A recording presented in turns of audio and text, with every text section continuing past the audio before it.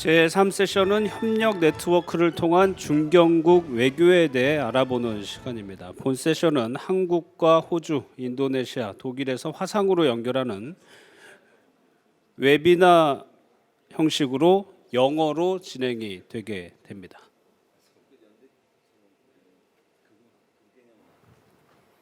네, 손열 원장님 준비되셨으면 시작해 주시기 바랍니다.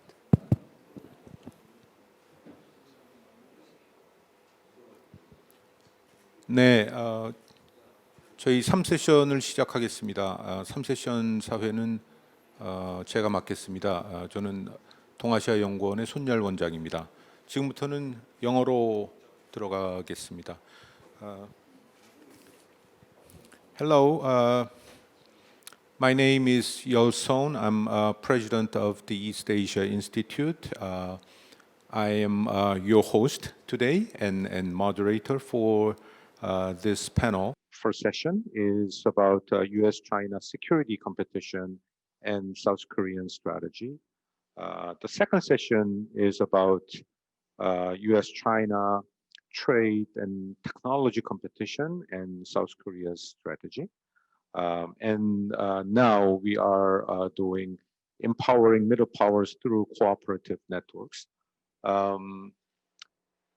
I think this order is warranted because we have discussed,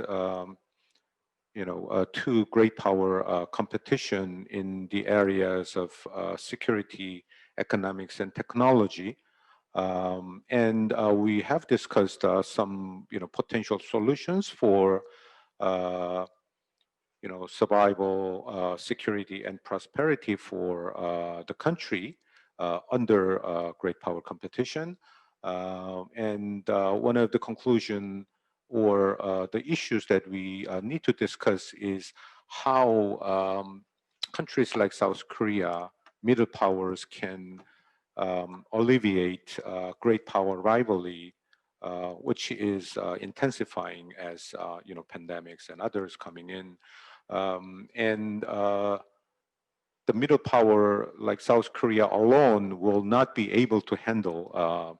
So we can think of some sort of cooperative networks with the fellow middle powers in order to overcome the current difficulties and etc. So that's the motivation for today's session.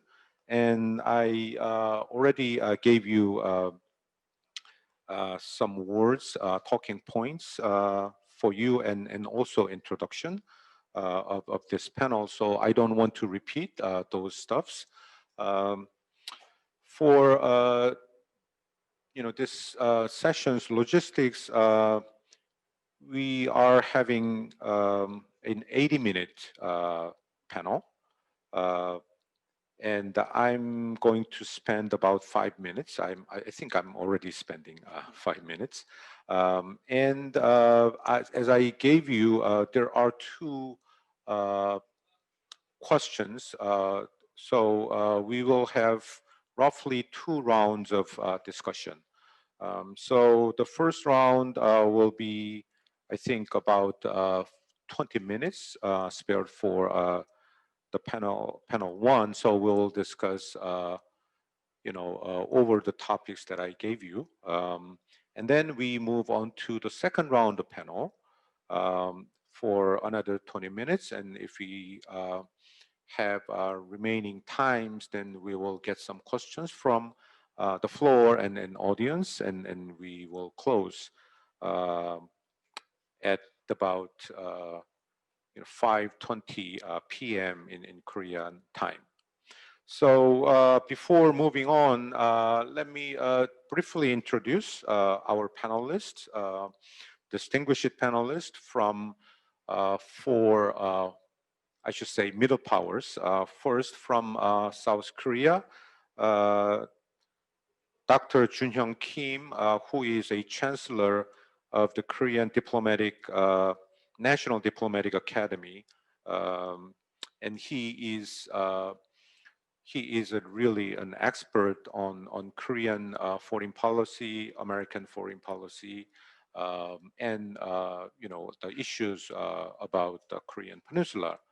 And then we move on to Australia, another archetypal middle power. We invite from Lowy Institute, Hervé Lemahieu. Correct me if I'm wrong. Lemahieu, okay. He's a director of the Asian Power and Diplomacy Program, which is very well-known program for think tanks across the world. So he will speak next. And then we move on to Indonesia. Former Foreign Minister of Indonesia, Marty Natalegawa, who worked closely with the EAI on many occasions. And then finally, Mr. Hans Mao, who is a senior distinguished fellow of German Institute for Foreign Affairs and Security. So with that said, let me quickly move on to the first round of question.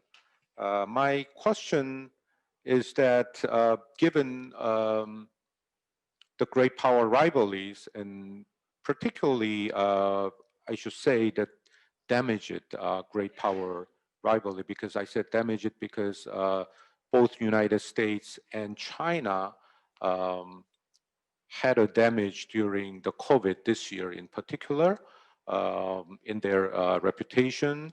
And the first round guiding question is, what is your view of the US-China strategic competition and how that affects your country's prosperity and security? So let me ask Chancellor Kim first. Yeah, thank you very much, Dr. Sohn. And I'm really honored to be a panelist surrounded by distinguished experts. And actually, I am a lifelong expert and actually scholars, only 15-month-old government official, actually diplomats. So my view today, yeah, of course, I cannot get out of my position, but try to analyze the situation in terms of my expertise in international politics. And actually, I have been given many questions as repeated by Dr. Sohn. And actually, I'm going to present one piece presentation, not just the way that answering each questions. First, view on the U.S.-China strategic rivalry. Actually, all day long we talked about this, but definitely this is the most important variables in the near future. In my opinion, I don't think it's settled down soon. It can take 20, 30 years, or even half a century. Nobody's really winning or dominating the others. So in today's world, anyway, the long-lasting economic slump, widening economic inequalities, trade protectionism, weakening democracy, and increasing insecurity altogether have been shaking the so-called liberal international order. Brexit, Trumpism, and the surge of ultra-rightist populism illustrate that the failure within one's borders are being blamed on those outside the borders. The fatigue with international cooperation stimulates isolationism, antagonism toward open economy, and immigration spurs xenophobia. The growing competition between the US and China has become an irreversible trend as the result of changing balance of power. Due to the crisis of post-war liberal international order, G0 rather than G2, G7, or G20 has been prevalent. The liberal international order has already been largely been propped up by US global leadership through multilateral institutions of its own invention.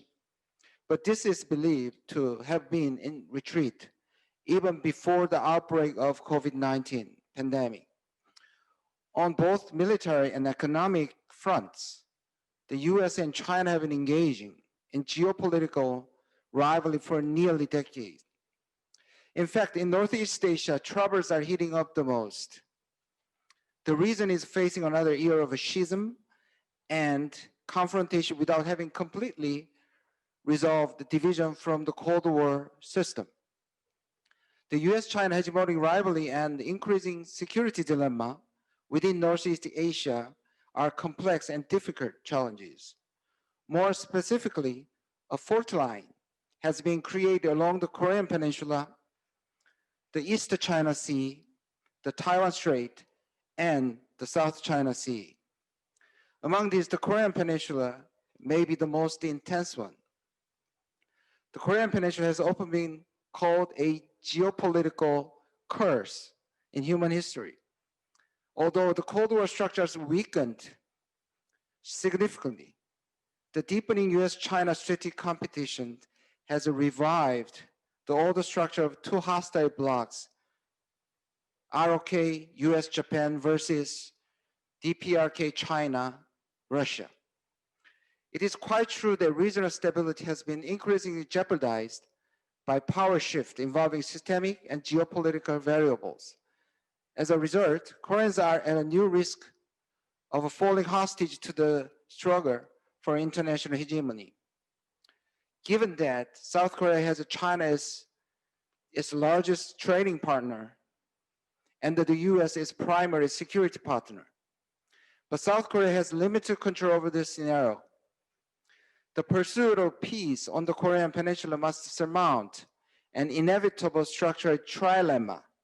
Let me repeat, trilemma involving a peace regime, denuclearization, and ROK-US alliance. Two may be achieved with little conflict, but all three can hardly be achieved simultaneously without one being undermined or even abandoned. Here in South Korea, conservatives have been pursuing denuclearization and the alliance, while progressives have valued peace regime and the denuclearization. In ROK, the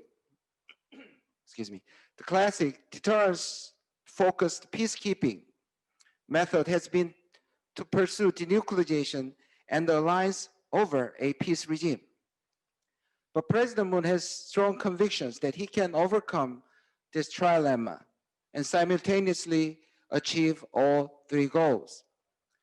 While maintaining deterrence with his peace initiative, President Moon is actively pursuing denuclearization and peace regime on the Korean Peninsula. Amid geopolitical tensions and rivalries, the Moon administration will try to create peaceful and cooperative environments best suited for promoting Korea's survival and prosperity in the long run. It plans to build a platform for Northeast Asia peace and cooperation as not only the linchpin of peace, but also as a linchpin of prosperity, going beyond the Northeast Asian region to encompass southern and northern regions, which is called New Southern Policy and New Northern Policy. Many world politicians and leaders are trying to take advantage of the current instability of the system for their domestic political goals. However, President Moon is focusing more on Korea's future, not on domestic power calculation, and therefore taking a much more difficult course against the tide of security populism. More specifically, fighting against the 70-year division and the tension-ridden Korean Peninsula. Despite all the progress and achievement throughout the year 2018, we all know that the peace process on the Korean Peninsula is now up against the wall. After the no deal at Hanoi, the damage to the trust relationship that had been enthusiastically promised in Singapore seems so serious that recommencing the talks looks bleak. I'll stop here for the first question. Thank you. Thank you, Dr. Kim. He said that South Korea needs United States for security alliance, and you need also China markets. And then I think this is the same situation for the other three countries. And he addressed the issue of Korea-specific issues, peace in the Korean Peninsula, with trilemma and U.S.-China security. Strategic rivalry is complicating the calculations for South Korea. So I think we will move on to Australia next. I think Australia is, geographically, it is distance from, direct U.S.-China rivalry, but in many ways, we have a very similar situation. So, yeah. Thank you very much for giving me this opportunity to address you today in South Korea, and perhaps further afield as well in terms of your global audiences. It's always a pleasure to engage with our counterparts in East Asia. Now, I was going to preface my talk with exactly the same qualifier, which is that in many ways Australia is spoiled by its splendid isolation. We're surrounded by friends and fish across two oceans, the Indian and the Pacific, and this offers us a comparative advantage relative to many Asian counterparts, including South Korea, whose geographies play far more directly into their strategic vulnerability. Nevertheless, managing relations in the multiple neighborhoods surrounding the island continent also poses unique challenges for Australia as a middle power with limited resources. Our prosperity is inextricably invested in the security of both the Indian and the Pacific Oceans, as well as maritime and continental Asia. And this helps explain why Canberra was an early adopter of the Indo-Pacific concept as an organizing principle for its foreign and defense policy. And the idea is that we're calling for an open, inclusive, and rules-based Indo-Pacific. We're seeking to emphasize only the most vital overlapping interests of open trade, inclusive regionalism, and basic respect for territorial and domestic sovereignty among a broad church of actors across the various theaters where we have interests. And such pragmatism is really designed in part to encourage middle power cooperation and its role in region building. So we've tried to take the debate away from a narrow US versus China lens to one that properly puts the entire region into discussions of regional order. So on that note of optimism, I think that really frames the foreign policy mindset of Australia. However, there's no doubt, and one of the projects that I lead is called the Lowy Institute Asia Power Index, where we've been tracking the comprehensive distribution of power in the region for 3 years now, so tracking the changes in the balance of power as well. And there are three clear trends that emerge from our research. The first is that we are rapidly emerging to a point of convergence between the United States and China in our region. We can't really speak of the United States as a unipolar power anymore, nor should we necessarily think of the region as being a Chinese-led regional order. I think neither of those possibilities is really taking place. China is closing the gap with the United States. This portends an intensifying and potentially decades-long, as you already mentioned, great power competition with uncertain implications for regional order. Under most scenarios, the United States will not be able to halt the narrowing power differential with China, nor, however, do we think that Beijing will simply be able to grab the scepter of unipolarity from Washington, D.C. China is a formidable regional military power and now has weaponry that could assail US and allied bases in Asia. The United States remains the globally dominant military power, and we think that that will continue for several more decades. And in the leveling in the military balance in Asia may actually, paradoxically, I think, incentivize great power rivalry to take place below the threshold of conflict. That might be over-optimistic, but I will venture that statement. So rather than a full-scale war between the US and China, we may actually see more of a cold peace scenario. And I think this is where economics start to matter more. So that's my second point, which is that globalization will continue to involve both the United States and China, even if the two become less dependent on each other. So even under a decoupling scenario, it doesn't mean the end of globalization or interdependence as we know it.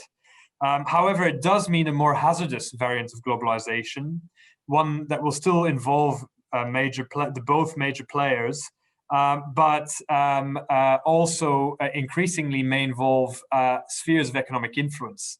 And we see that trend play out in terms of the bifurcation of investment flows, for example, between the US and China. It is increasingly apparent that there are spheres of economic influence emerging in our region. And the third point I'd like to make in terms of the broad trend that we have discerned from our research is that in a situation where neither the United States nor China can assert primacy or undisputed primacy over our region, actually the choices, the interests, and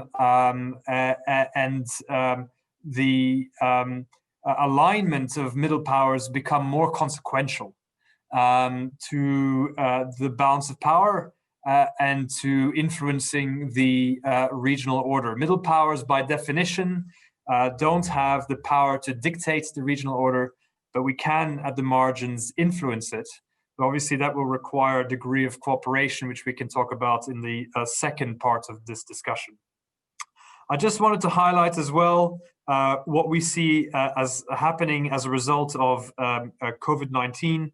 So in a way, both the United States under President Donald Trump and China under President Xi Jinping are in different ways choosing paths that challenge the architecture of global politics. Small and middle powers have the most to lose from a transition away from an open and consensual order to a world where might makes right at the expense of international norms, rules, and institutions.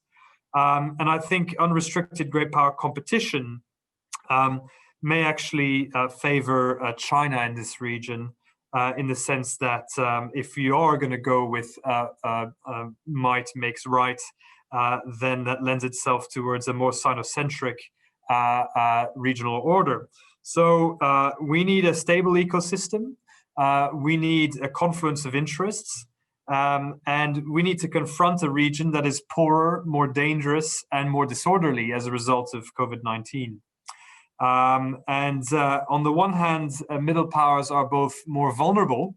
On the other hand, I think as a result of the pandemic, many of them in this region at least, including South Korea, Singapore, Japan to an extent, New Zealand, Taiwan, Australia, have all exemplified that they are better at dealing with non-traditional security threats such as a pandemic, and that the capacity of countries to exercise global leadership and legitimacy begins with the ability of leaders to govern competently at home. And this is another comparative advantage for middle powers. So our external circumstances have deteriorated, but in many ways, the situation we find ourselves in has also highlighted the comparative strengths of middle powers.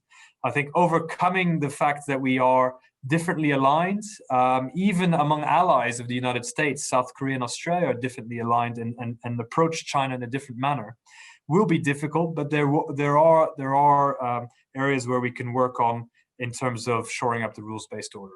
I'll leave my comments at that for the moment.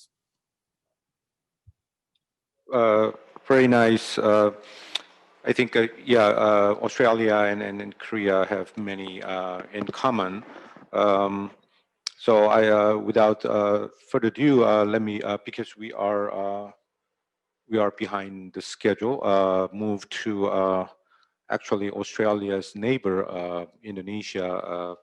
I will invite Minister, Marty, please. Well, thank you very much indeed for giving me this opportunity. I should like to begin with a couple of disclaimers, so to speak. The first one is simply to emphasize that I am obviously speaking in my personal capacity. I have no other capacity just now, certainly no official capacity. So whatever I say, they are purely my own personal view. And the second point, and this may be a source of some disappointment, disappointment to some, is that I am not actually one of the great believer in the notion of middle power. I have to say, I feel the notion of middle power has within it a notion of power that is extremely stratified and static almost, in the sense that one assumes that there is like a league of countries with the so-called major, and even some use the term great power. I think that sounds a little bit like pre-interwar period type of terminology, but in any case, I'm not really enamored by the idea of having a league, a list of countries that are major, that are middle, that are minor or small, because I do believe that in the 21st century, the notion of power is inherently dynamic. It is inherently dependent on the issue at hand, and where you are really depend on what the issues that's being discussed. There is not one size fits all stratification of power that applies to all cases or all situations. And I'm also not one that's commonly used the term international or liberal international order. I believe there is only an international order. One doesn't need to preface it or pre-qualify it as being of a certain type that is now at risk of being dismembered or being unraveled. With that kind of introduction, so to speak, I'd like to touch a little bit on the question that you raised, US-China rivalries. I think this is an issue that arguably has been the most often discussed in recent years in our region. Obviously, the rivalry is deepening. Obviously, the rivalry is widening. It's going beyond political security issues into the domain of technology, domain of economy and finance. It is becoming all pervasive. But the point that I wanted to make at this juncture is that actually, as far as this region is concerned, this is not a new phenomenon. Our region, Southeast Asia, East Asia, Indo-Pacific, however one wish to define it, has been living through almost perennial, constant, so-called major power rivalries, whether it be the original Cold War, US-Soviet Union, a little bit of interregnum, a little bit of a pause, perhaps in the immediate post-Cold War era, and now US-China. And here's the news, and here's the reality. Despite such a tense and intense major power rivalries, on the whole, our region have avoided a situation where we have one preponderant power. I don't think there's ever been a moment when the United States can justifiably say they are predominant and power in the region, and all the others are being sidelined. And likely in the future, I believe China will not have that status either. I think what we are foreseeing will be constant turbulence, push and pull between US and China, but it is something that our region is rather accustomed to, unfortunately or fortunately. It is not a new situation. And the other point that I wanted to say is that it is not only about US and China. I know that we are also preoccupied with US-China rivalries and quite eloquent in describing what are the dynamics, what are the concerns, the manifestation, but if you look around us in this part of the world, there are other dynamics that we have to be mindful of. China and India, for instance, in recent months, we've seen manifestation of that particular bilateral dynamics between China and Japan, between Republic of Korea and Japan. These are important bilateral dynamics. China and Russia. Major power rivalries doesn't equal only to US and China. And the response by the region must take that into account. Otherwise, it will be a partial response, only fitting for one scenario, but not for the rest of the challenge that we face. As I said before, I think all of us nowadays are becoming quite eloquent and quite capable at describing the phenomenon, describing the problem, even expressing exasperation. But I think where we are now, and probably this will be the second part of our discussion, is what are the required response? Because all of us, especially the leaders, current leaders, are able to describe the phenomenon, express exasperation. Sometimes they say they are worried about things. They protest and they say, we don't want to be pushed left or right. But the emotion is not policy. There has to be a very clear, precise roadmap and steps to be taken. And I think this is where we are at the moment. There is a deficit of leadership. There is thought leadership as well. And instead, we have simply description of situation. We will probably discuss this further, but in my view, in my humble view as a precursor, I think our region should be smarter than simply going along with the return of Cold War schism, Cold War divisions. Southeast Asia is a clear example of how countries of the region chose to take matters in their own hand, to reject Cold War rivalries, to develop regionalism, to build bridges when there were gaps and divisions. And we have seen transformation in Southeast Asia's dynamics and situation. And I think this is not fully replicated elsewhere.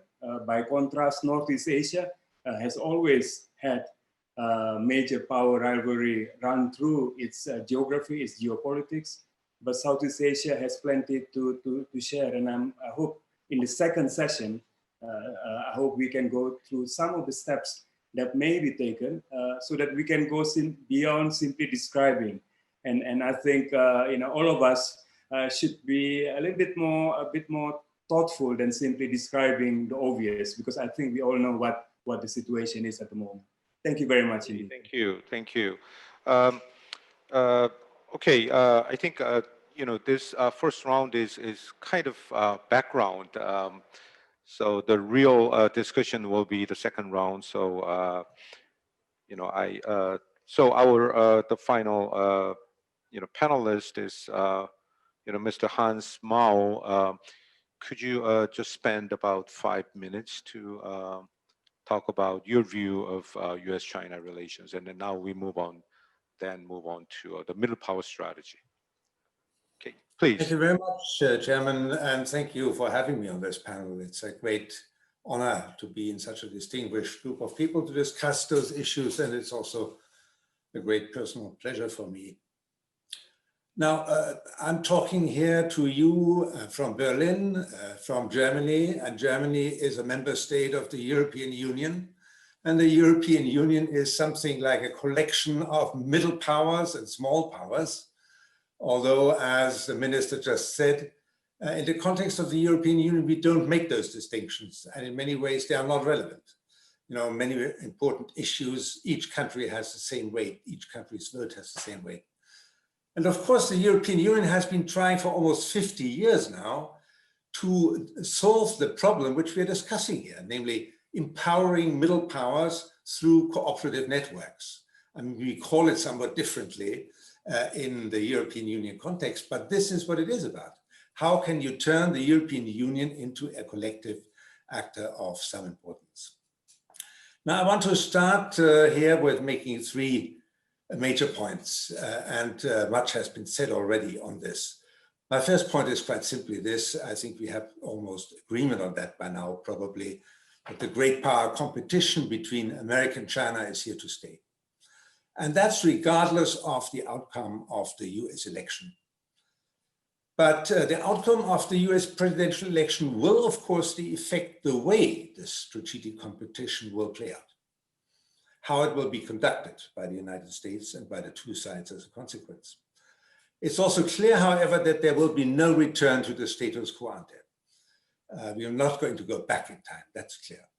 Even if the Democrats win the election by a landslide, I think what has been happening since is that the developments over the last 2 decades have exposed some fundamental flaws in US foreign policy since 1990, in East Asia and in the world at large. In East Asia, the American response in retrospect to China's rise, it is clear, with the pivot to Asia under the Obama administration, was both too late and too timid. And this in turn had a lot to do, of course, with the distraction of American foreign policy with the Middle East. The new liberal international order, and I would call it the liberal international order, that emerged out of the debris of the Cold War, was first consolidated in the first half of the 1990s, and then there was very significant progress in building and developing this order during the second half of the 1990s. Think of the establishment of the World Trade Organization as one important example for this. And then you had President George W. Bush, and under the first 4 years of President Bush from 2001 and 2005, the response by the United States to the terrorist attacks of 9/11, with the global war on terror and the invasions of Afghanistan and Iraq, were major turning points, with, I would argue, disastrous consequences for US power and US status and for the reputation and the international standing of the United States. And then on top of that, you had the financial and economic crisis of 2008, 2009, that gave a further important push to this unraveling of the order established in 1990 at the end of the Cold War. My second point is this: in this development of the international order, the strategic competition between America and China has contributed importantly to that process of erosion of many important parts of the international order, such as the regional order in East Asia, the WTO order, or the human rights regime. And I think in the future, this competition could even assume greater importance as a central structural feature of the evolving international order. We essentially are already, again, I would argue, in a bipolar world.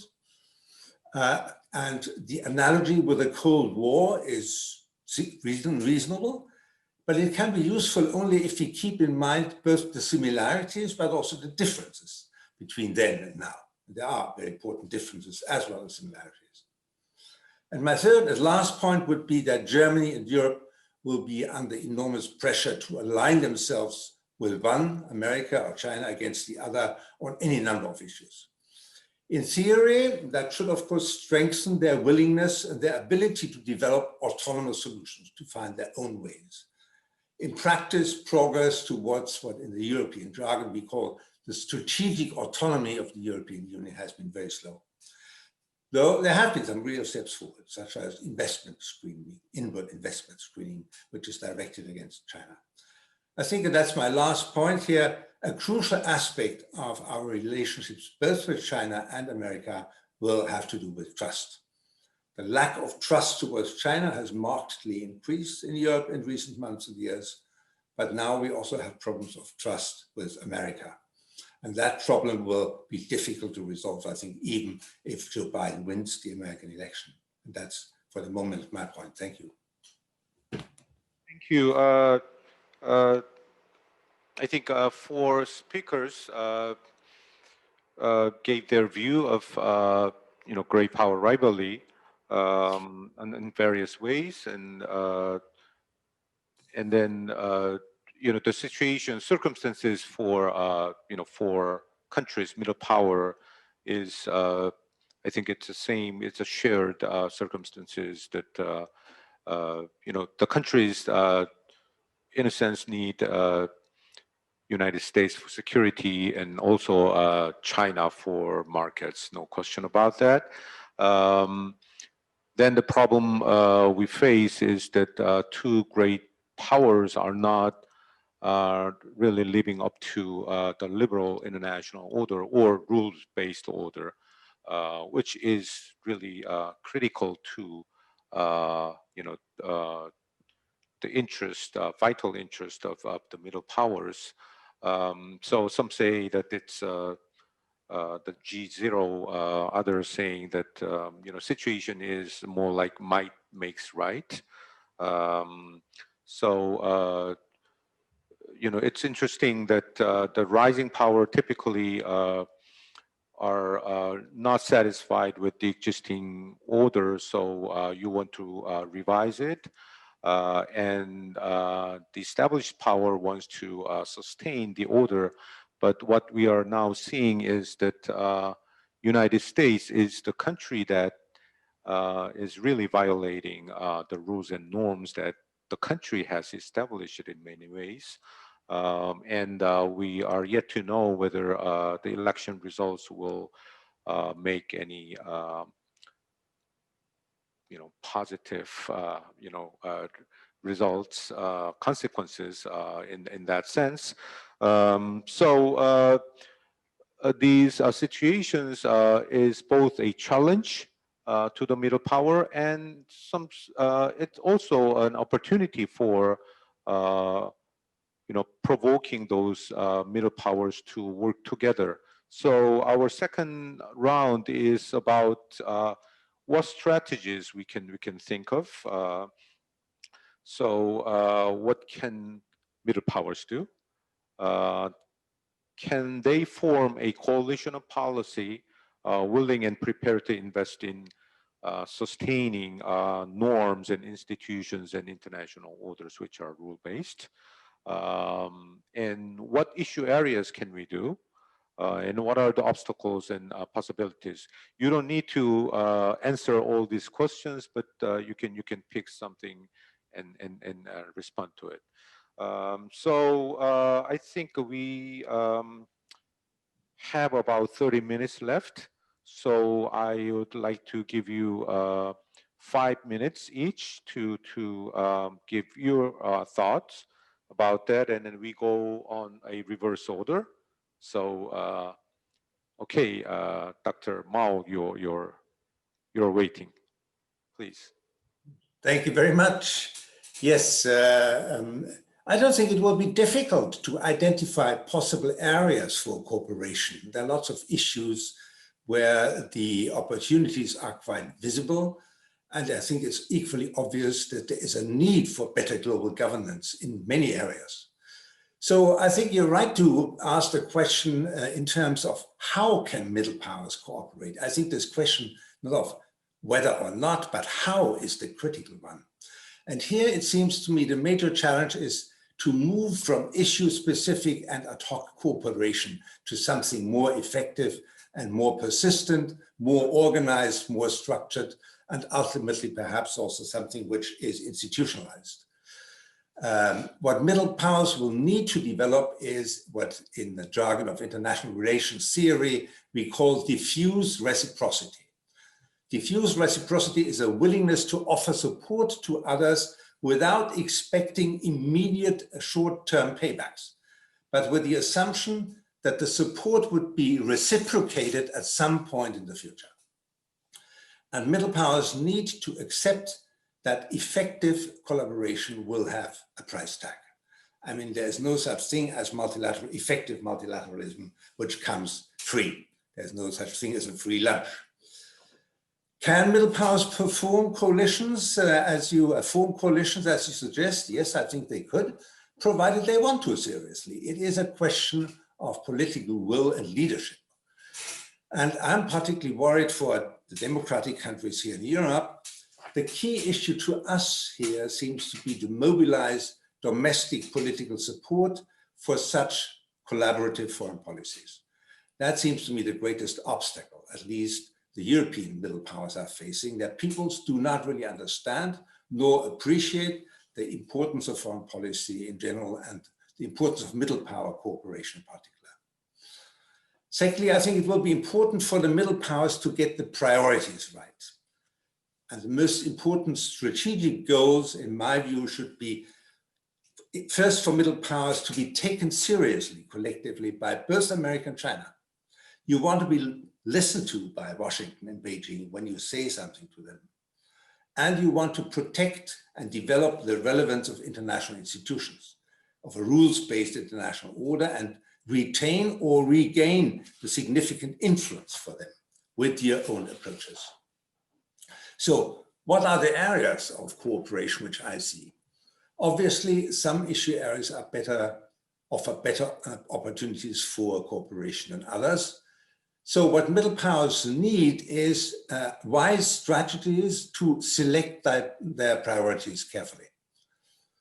My view is that this is itself something which should be done by governments of middle powers and through the dialogue between them. There should be a kind of collective search process organized by the governments for those countries. And the search process should identify the priorities. You could do that possibly in the context of the new Alliance for Multilateralism, but there may also be other formats to do so. But we need a collective search process to identify what is really important for middle powers and what do they share. My own favorite topics for such a cooperation would be three: global health, climate change, and improving the workings of the United Nations system. Now, what are the obstacles and the possibilities for middle power networks? I mentioned already what I consider the most serious obstacle. It's the lack of domestic political underpinning and support for far-sighted foreign policies by middle powers, by many middle powers. Perhaps this is a particularly European concern here. I'm concerned about what I call the tendency towards foreign policy autism in Europe here. Sort of being preoccupied with their own domestic issues to the extent that they just don't really see how important the outside world is. So this is, in my view, a very important obstacle, domestic political backing.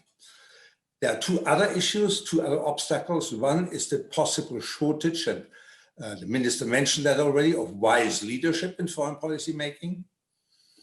And then, of course, we have the fact, undeniable, that there are huge differences in circumstances and in perceived national interests between the various middle powers.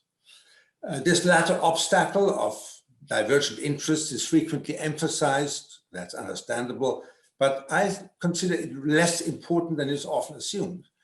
Assuming you have far-sighted foreign policy leadership and domestic political support, it shouldn't be too difficult to realize that there is an overriding interest in cooperating with other middle powers, because this is the only way they can really have a major impact on the future of international relations and their own fate. As Benjamin Franklin once said, in a entirely different context, only by hanging together will middle powers be able to hold their own and help shape the world's future's destiny. That's my introductory remarks. Thank you. Let me just make a follow-up question to you. Yes. You said that one of the major obstacles for middle power is the lack of domestic support for far-sighted foreign policies. I think that's true. But here, one of the salient issues that many countries face is, America pushes for so-called EPN, Economic Prosperity Network, and democracy coalitions for 5G and things like that, which is a very urgent problem. It's we don't really see any efforts for among the middle powers in response to that. So how's German policies, and in that regard, what do you think? Well, I think the example of G5 you just mentioned is a very interesting one. And if you look at what's happening in Germany and in the European Union, is countries are still making up their minds about that issue. But they have begun to recognize that if they simply, follow the established path of relying on Huawei equipment importantly, then this may have very serious implications in the longer term. They recognize that if they want to go in a different direction, that's going to involve costs, it's going to be costly and time consuming. And now they have to make up their mind, and they are in the process. It's not been finally decided yet. But I think the discussion is going in the direction of trying to develop a sort of European alternative. And this is, of course, a good example also of what we are talking about more broadly. You would wish to have a European alternative to a Chinese infrastructure offer or an American infrastructure offer. And you need to work towards that. And that costs money, and it does, to some extent, constrain your options of national autonomy. Thank you. Thank you. Let's move to Minister Netalagawa. I think it's your turn.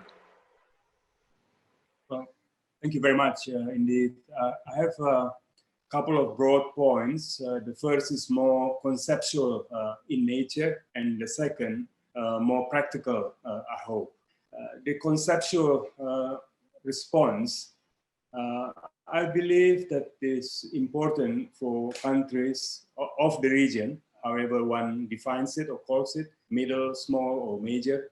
I believe it's important for us to develop a mindset, to develop a perspective that takes into account the reality that power shifts and geopolitical shifts are permanent feature in our region.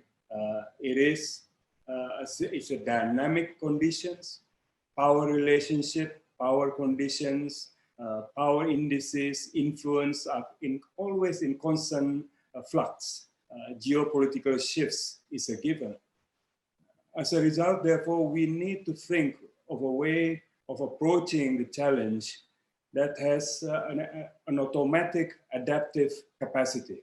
Otherwise, we are always looking for like a breakage moment. I said there is one order at the moment. Number one is US, number two is China.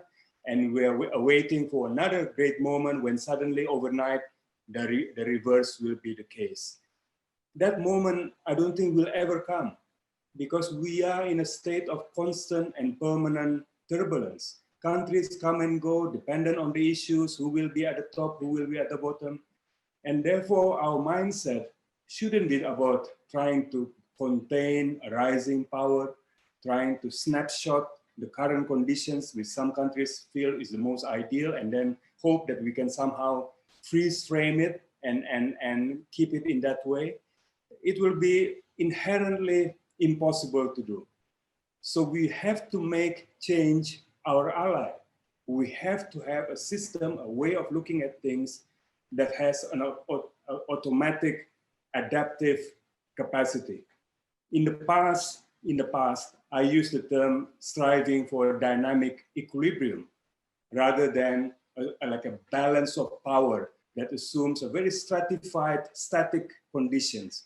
But if we are searching for some strategic stability, ways of behaving, countries' ways of behaving that are more predictable, less likely to generate crisis, etc. I think we need to find a way in this part of the world to consider and to accept that countries, our relationships are constantly changing and that there is no some liberal international order, capital L and etc., that somehow must be freeze framed and maintained. It is constantly evolving. It is in this connection.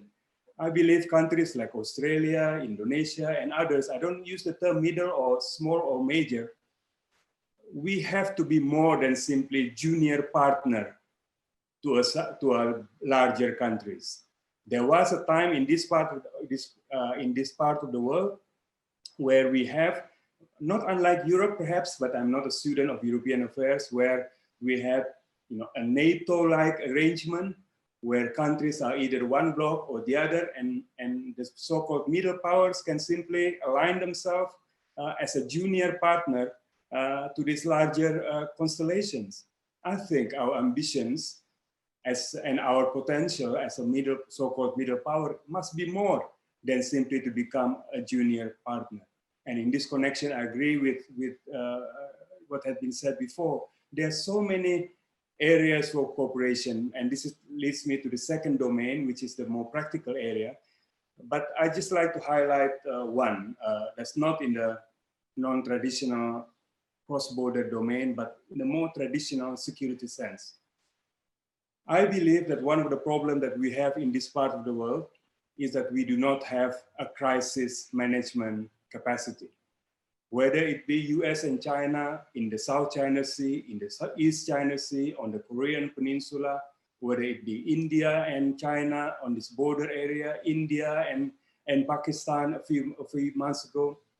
These things have no forum for timely and deliberate and relevant discussions. We have a lacune, we have a vacuum of a platform, despite the various processes that we have all introduced over many years now. I feel that it is incumbent for countries of the region, including the so-called middle powers, to develop a crisis management capacity, to be able to identify a brewing crisis, to mitigate, to try to prevent, to mitigate its potential implications, and therefore can address the risk of unintended conflict.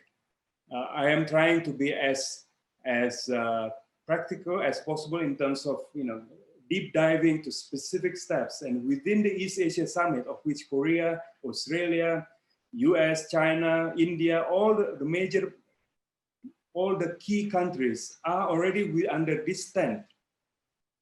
And they are under this tent not by accident, but rather because in the previous era, previous times, we all recognize, whether we may disagree to our heart's intent, but we need to be under one common tent. The tent exists, the platform exists.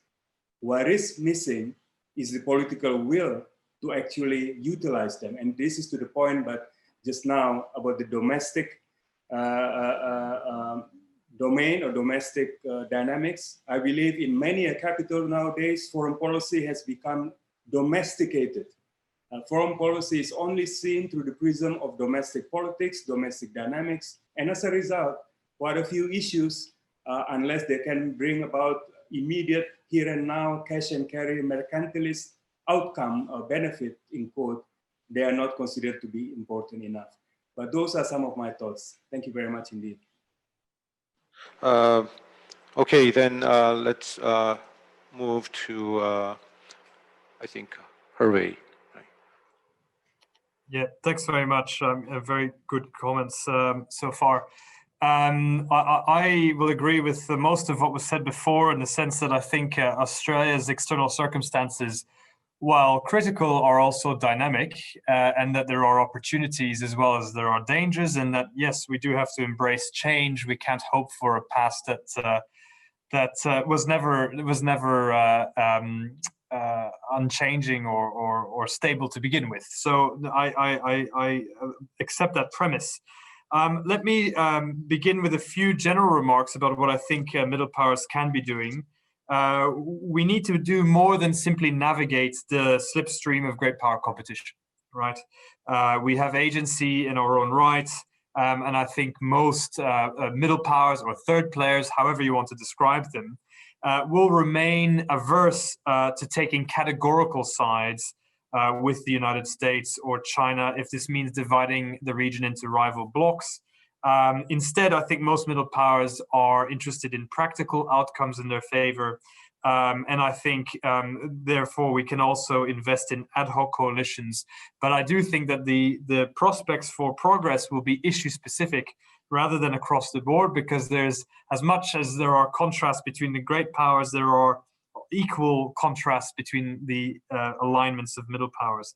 So I think, firstly, we need to deepen our working ties and coordinate on achieving joint goals. And that sounds quite general, but if you look at a recent case study, for example, the way that the European Union and a group of 16 countries, including Japan and Australia, formed a grouping to settle their trade disputes in parallel to the arbitration system which had been derailed at the World Trade Organization, the appellate body, by the United States. I think that's a prime example of an ad hoc coalition led by middle powers to try to shore up what's left of the rules-based regional order.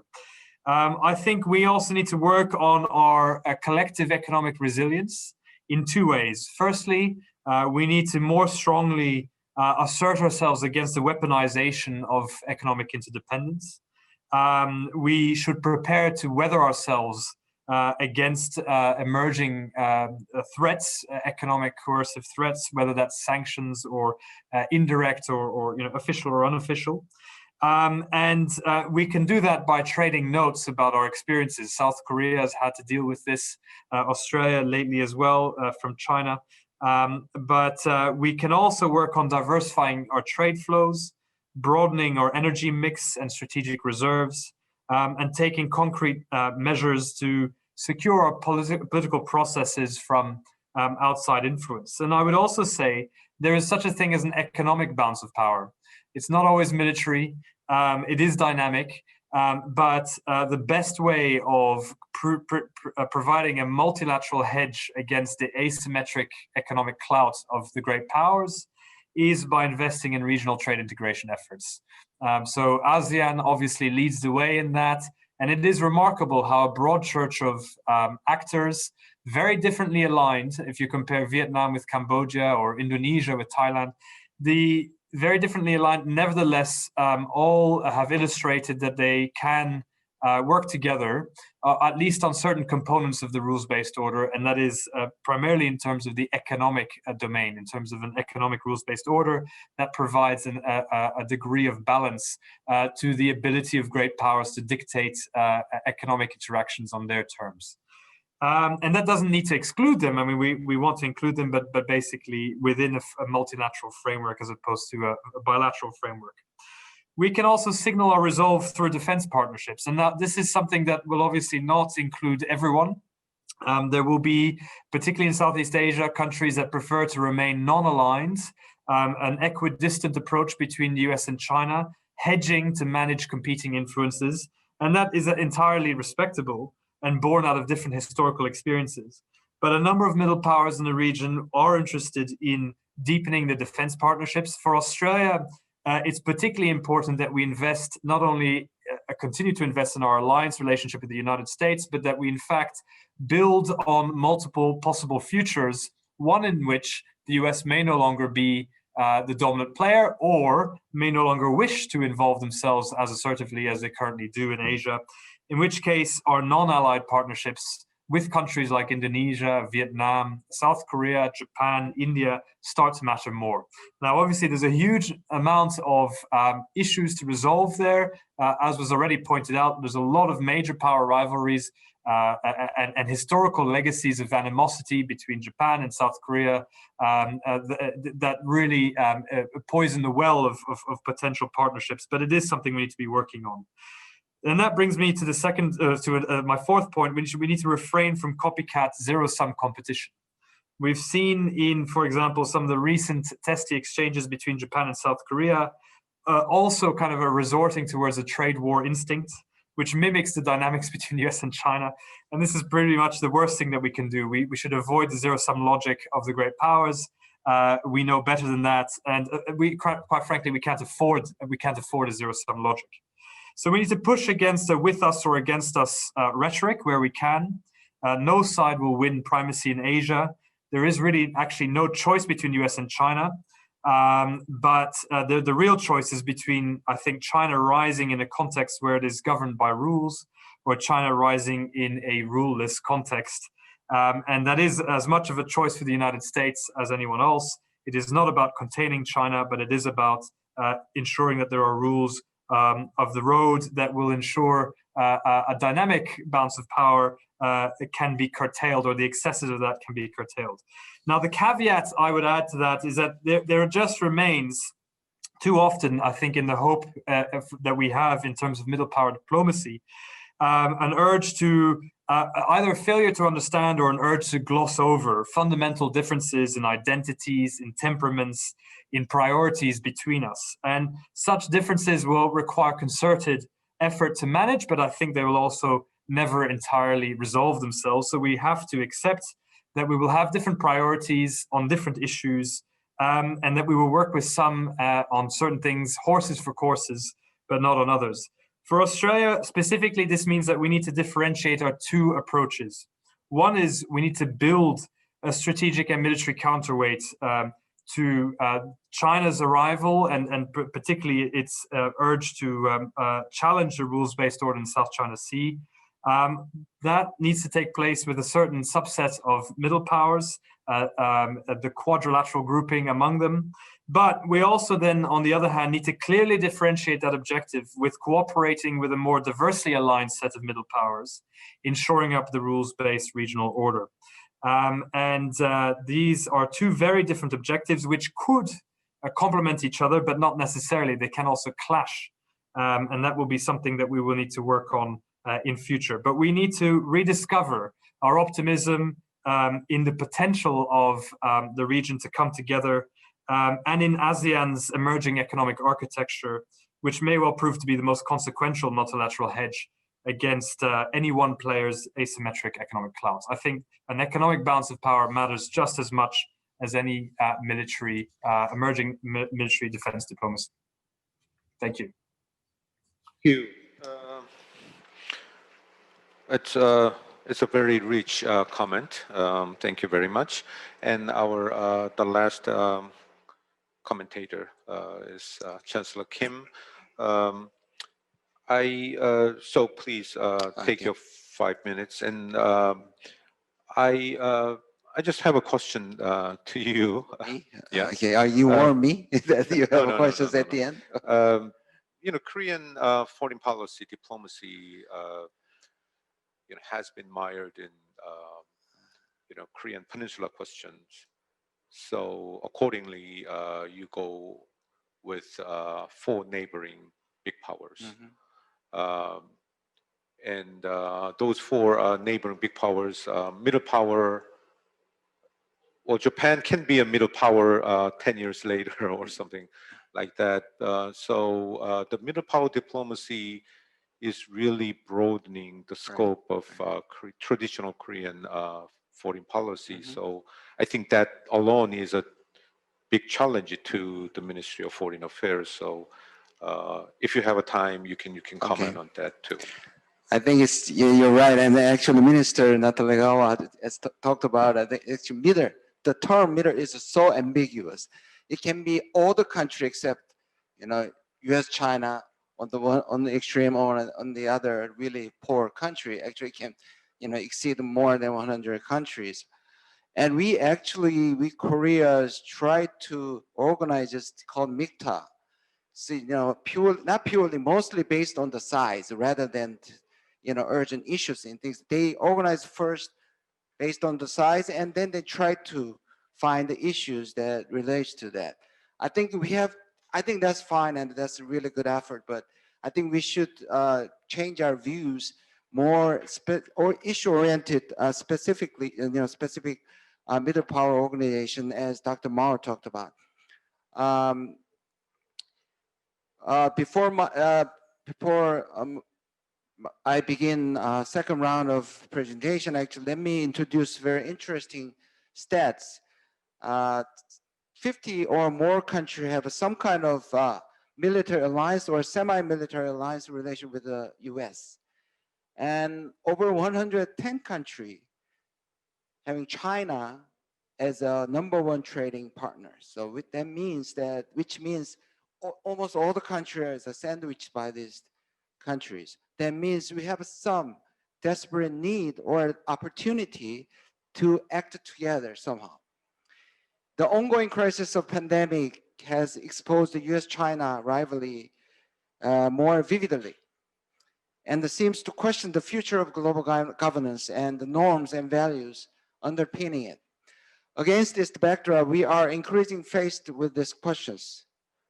What should we do, and what will do a new international order look like in the post-pandemic world?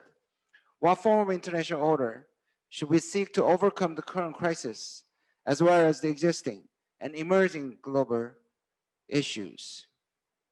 I think that we need a garnered more international cooperation to solve this serious problem. It's not just a normative demand, it's really critical and urgent mission.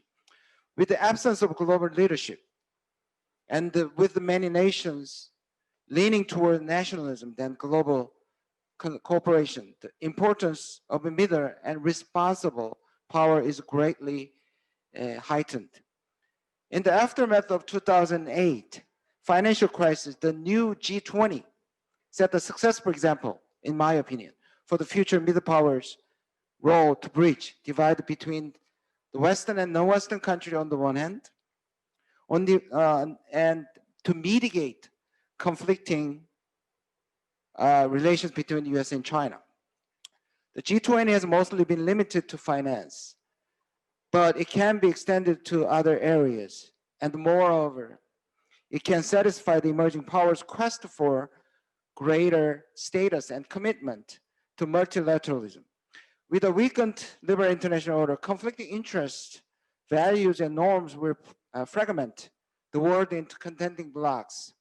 However, at the same time, the international community may find new opportunity to reshape the global order with the prospect for more constructive and efficient international cooperation. Multilateralism committed by middle powers may serve as a countervailing force against current geopolitical rivalries, paving the way toward a new world order characterized by strengthened cooperation and collaboration. In the post-pandemic world, partnership and cooperation among middle powers may open up unique and timely avenues to prop up solidarity against the devastating effect of exclusive contentions. Middle powers and emerging economies should become a pivotal group of countries which is able to provide a third options as a buffer against the ever-deepening US-China rivalry and as a way of rebuilding a liberal international order. This also is the best way for themselves to safeguard against pressures from exclusive choosing between the superpowers. Actually, I'm looking at the warning sign from the organizer, but I think you have to exclude my time of answering your questions. Global governance based on liberal international order can neither rely on the US nor China for leadership.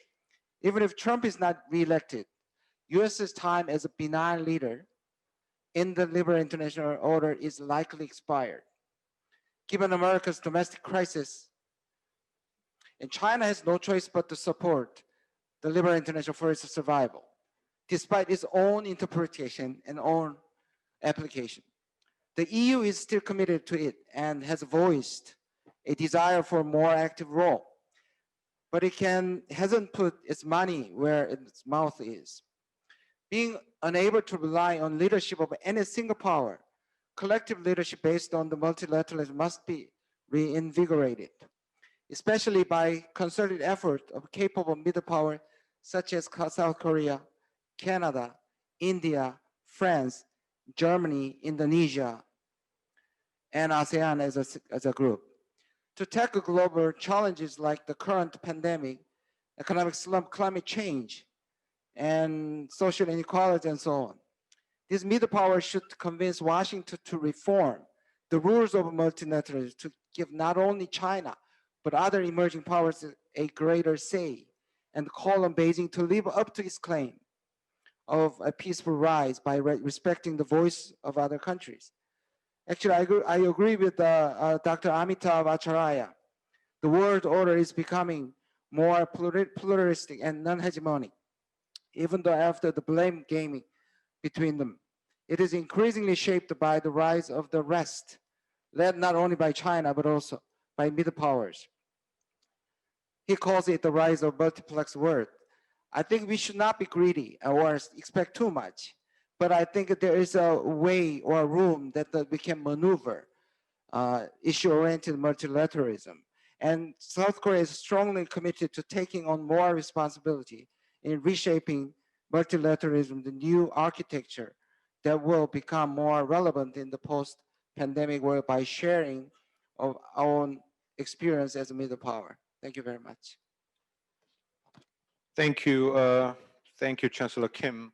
I think we are almost time, and maybe 2 minutes. So if anybody wants to add something on your talk so far, you are welcome to. Anybody? Okay, then I think we can conclude. I think for panelists on the second round, recommend that middle power diplomacy and middle power coalition should center around concrete issue-specific cases. It shouldn't be a normative and idealist, because many emphasize that it's not easy to enlist support from domestic audience when you exercise middle power diplomacy. So it should be an urgent issue, including security. And given the circumstances where two superpowers, two great powers are, competing with each other, and sometimes they are by hurting the existing rules and norms. Middle powers should, come together and do something urgent matter. And in order to do so, multilateralism is a very important value for the middle powers, and it's about multilateral rules.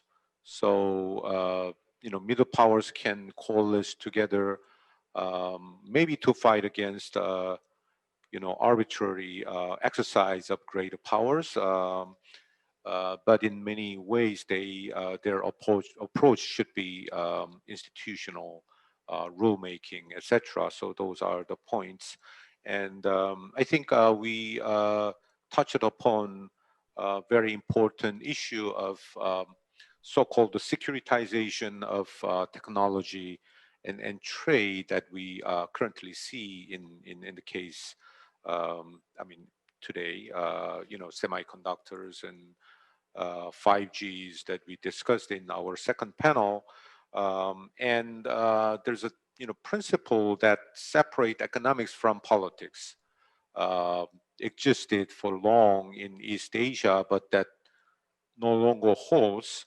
So there's some efforts to be made in order to sort of recuperate this long-lasting principle that separate politics. Decouple politics and economics. So how we do that? That's a daunting task, but that's something that countries like South Korea, which is a trading state, needs to tackle and needs to work together with other fellow middle powers.